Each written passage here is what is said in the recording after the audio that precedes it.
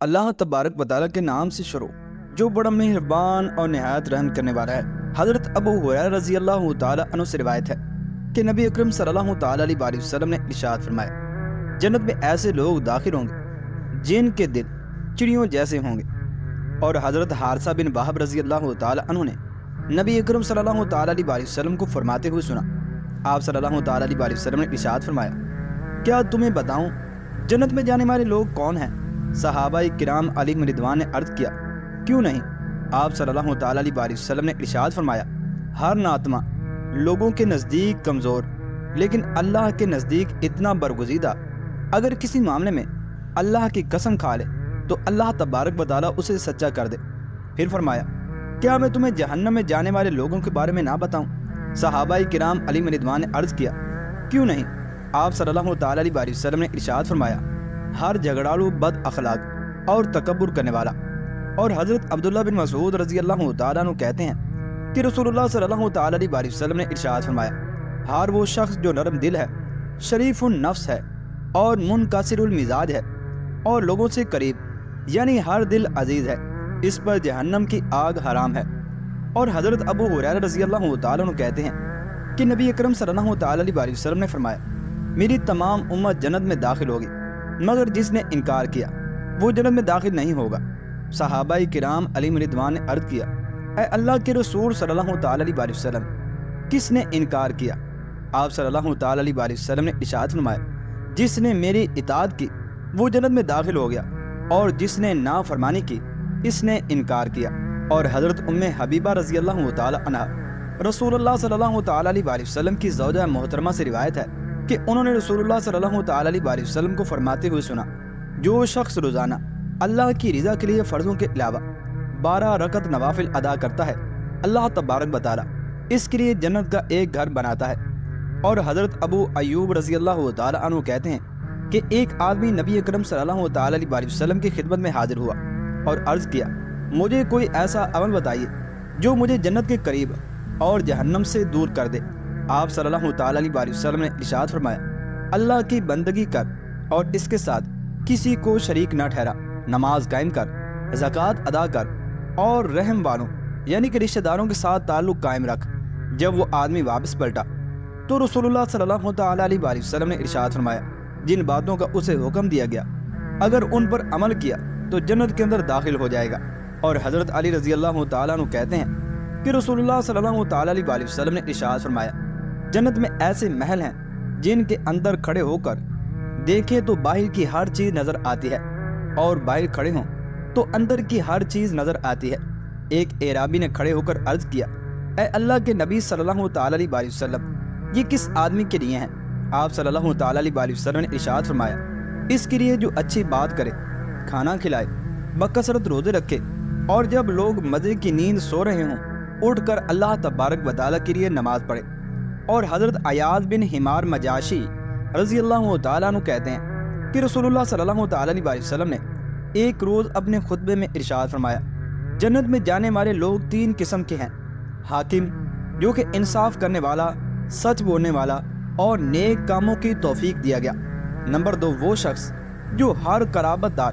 اور ہر مسلمان کے لیے مہربان اور نرم دل ہے۔ اور نمبر 3 وہ شخص جو پاک دامن ہے اور عیال داری کے باوجود کسی سے سوال نہیں کرتا۔ اور حضرت ابو سعید خدری رضی اللہ تعالیٰ عنہ سے روایت ہے کہ نبی اکرم صلی اللہ تعالیٰ علیہ وسلم نے ارشاد فرمایا، جس شخص نے یوں کہا کہ میں اللہ کے رب ہونے پر، اسلام کے دین ہونے اور محمد صلی اللہ تعالیٰ علیہ وسلم کے رسول ہونے پر راضی ہوں، اس کے لیے جنت واجب ہو گئی۔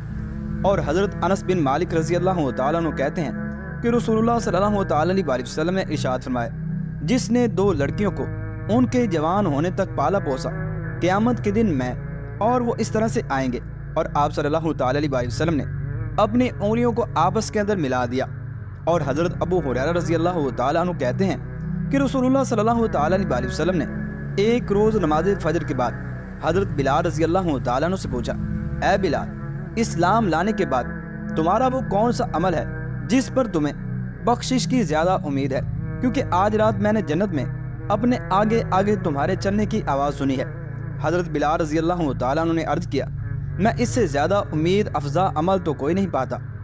کہ دن رات میں جب بھی وضو کرتا ہوں تو جتنی اللہ تبارک و تعالیٰ کو منظور ہو نماز پڑھ لیتا ہوں۔ اور حضرت ابو ہریرہ رضی اللہ تعالیٰ عنہ کہتے ہیں کہ رسول اللہ صلی اللہ تعالیٰ علیہ وسلم نے ارشاد فرمایا، جو عورت 5 نمازیں ادا کرے، رمضان کے روزے رکھے، اپنی شرمگاہ کی حفاظت کرے اور اپنے شوہر کی اطاعت کرے، اسے کہا جائے گا جنت کے 8 دروازوں میں سے جس سے چاہو داخل ہو جاؤ۔ اور حضرت حسنہ بنت معاویہ رضی اللہ تعالی عنہ کہتی ہیں کہ ہم سے میرے چچا نے یہ حدیث بیان کی کہ میں نے نبی اکرم صلی اللہ تعالی علیہ وسلم سے دریافت کیا کہ جنت میں کون کون جائے گا۔ نبی کریم صلی اللہ تعالی علیہ وسلم نے ارشاد فرمایا، نبی جنت میں جائیں گے،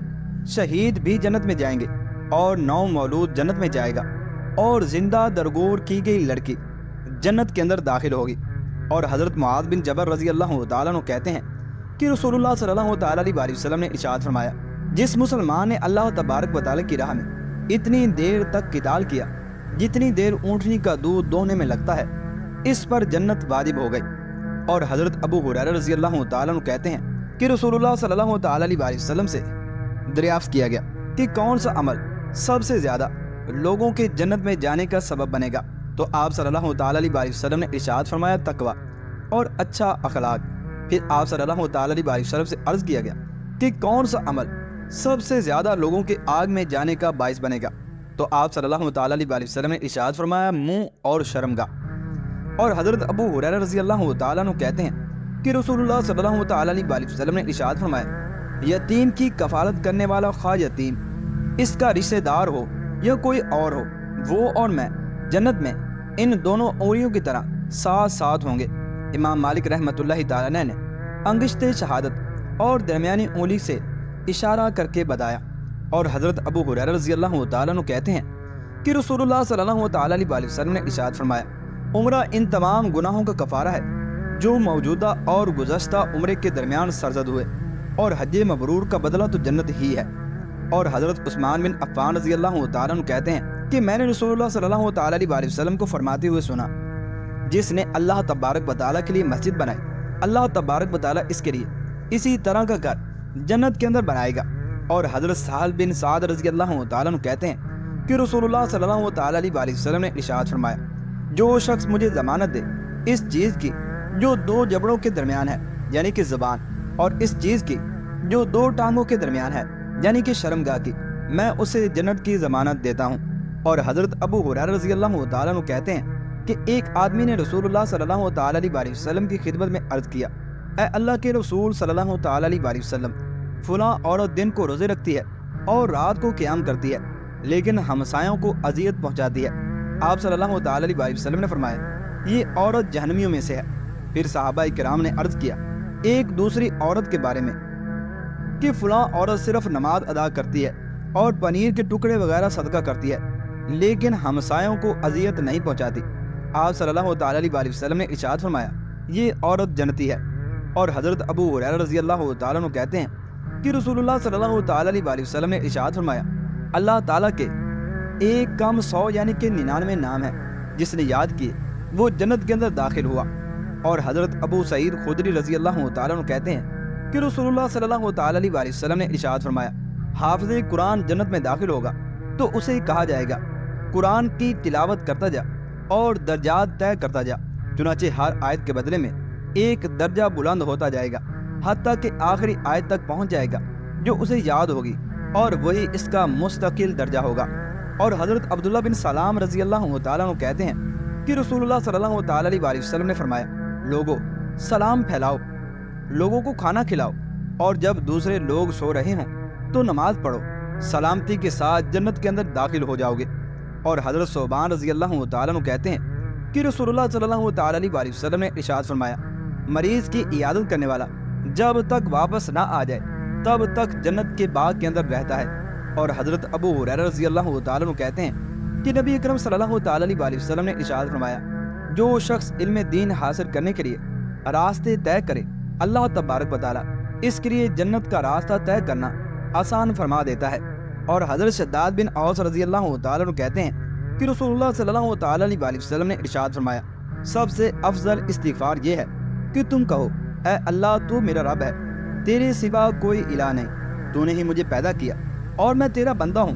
تو اس سے کیے وعدے پر اپنی استطاعت کے مطابق قائم ہوں۔ اپنے کیے ہوئے برے کاموں کے وبال سے تیری پناہ چاہتا ہوں۔ مجھ پر تیرے جو احسانات ہیں ان کا اعتراف کرتا ہوں اور اپنے گناہوں کا اقرار کرتا ہوں۔ مجھے بخش دے، کیونکہ تیرے سوا کوئی بخشنے والا نہیں۔ رسول اللہ صلی اللہ تعالیٰ علیہ وسلم نے فرمایا، جو شخص یہ کلمات یقین کے ساتھ دن کے وقت پڑھے اور شام سے قبل فوت ہو جائے وہ جنتی ہے۔